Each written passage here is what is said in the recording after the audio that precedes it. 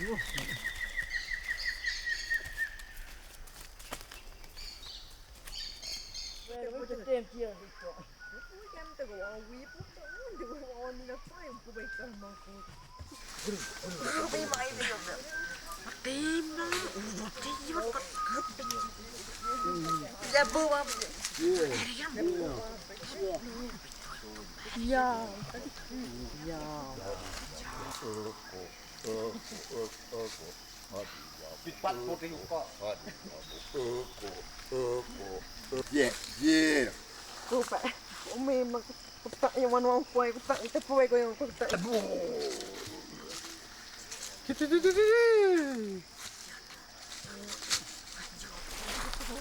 invite you on a very special journey, a journey which truly moves me.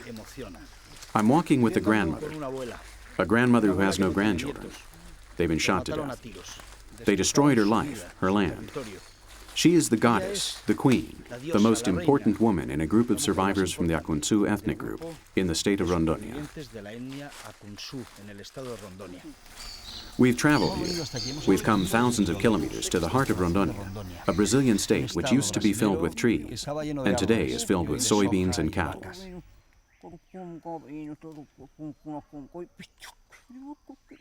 This woman knows the secrets of the jungle and is going to accompany us throughout the program. She is part of this ethnic group, and she is charged with keeping the fire always lit. Her grandchildren will not be able to see a better world. The Akuntsu are in danger, the end of the world on a television program.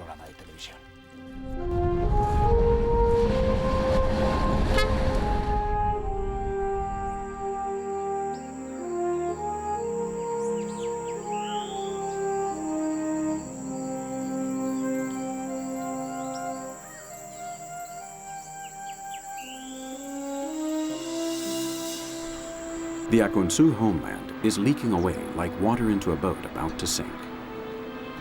These Indians are caught in the sights of the white man, for whom everything seems to be not enough here in Rondonia.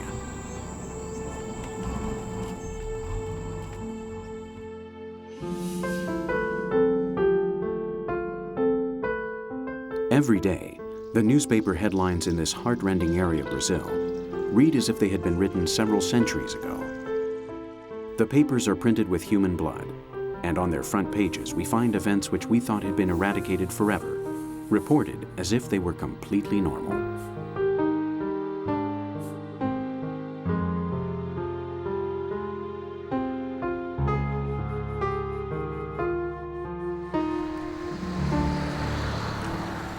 In Porto Velho, Rondonia's capital, we find the headquarters of a courageous newspaper which has for years borne witness to the massacre.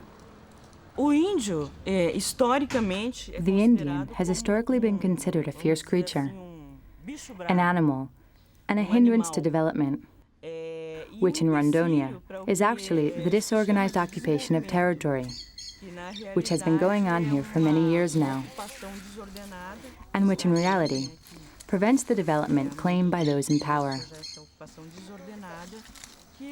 Because in reality, this is a model designed exclusively for the production of soybeans and livestock, which benefits only the great landholders. Para a produção da soja e da pecuária, que só beneficia grandes fazendeiros.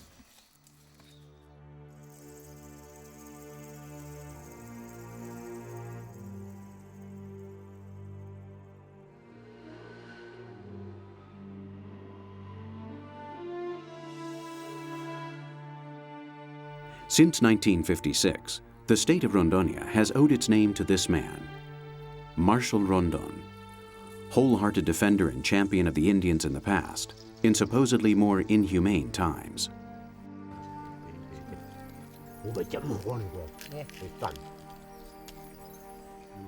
Today, his respectful message is diluted in the pool of ambitions and avarice of those who rule this Amazon territory.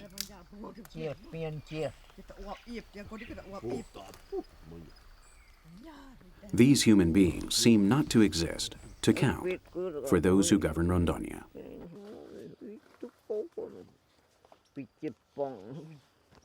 The Akuntsu tribe is made up of just 6 survivors. and it is around them that this film is centered. This hyper-realistic portrait seeks to return to these people their dignity, which is as fragile as Bohemian crystal.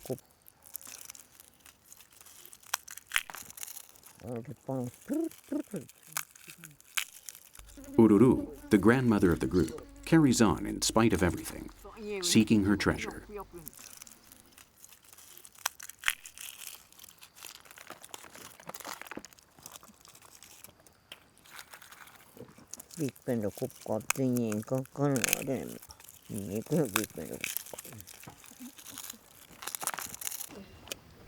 The sacred dye of the seeds of the uruku plant. Although condemned to extinction, the Akuntsu surrender to beauty, to their customs, to their ancestral power. They dye their hair the color of blood with this jungle cosmetic, just as their ancestors did here for centuries, long before the arrival of their murderers.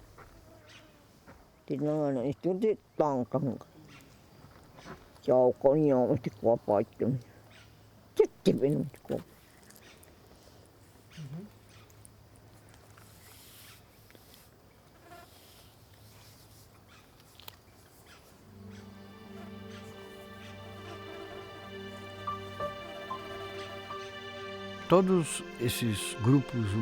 of these groups of humans are subjected to economic pressure.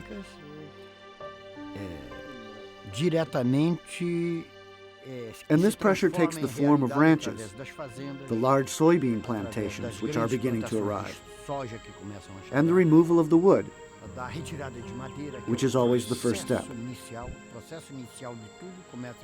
The start of all the destruction is exploiting the wood, and later the access to the large ranches and other aspects in which the state takes part, such as the construction of roads and hydroelectric projects. All of this is a part of a process which we call development, and which involves these people. So here in this place, we have almost all of the threats I have mentioned.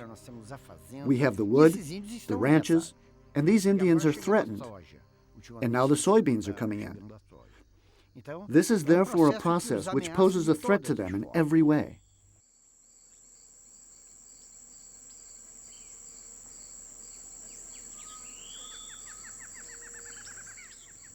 Rondônia's 240,000 square kilometers represent 3% of Brazil's territory, an area equal to approximately half that of Spain. But it appears that this territory's 1.5 million inhabitants do not wish to share it with the natives.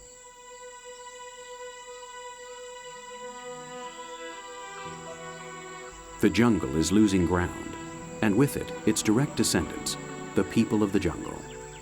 Those who thousands of years ago inherited this green treasure, which today they roam as captives.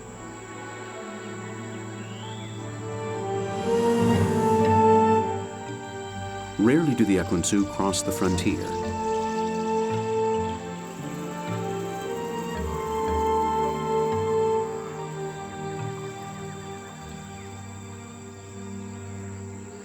It's almost impossible to see them out in the open, exposed, outside their beloved jungle. But today, our camera has captured one of these dangerous forays.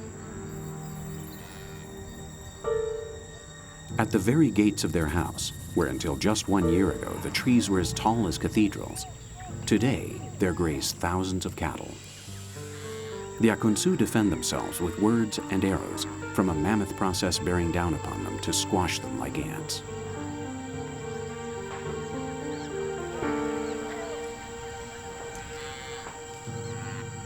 These images are just a symbol, an exclusive document.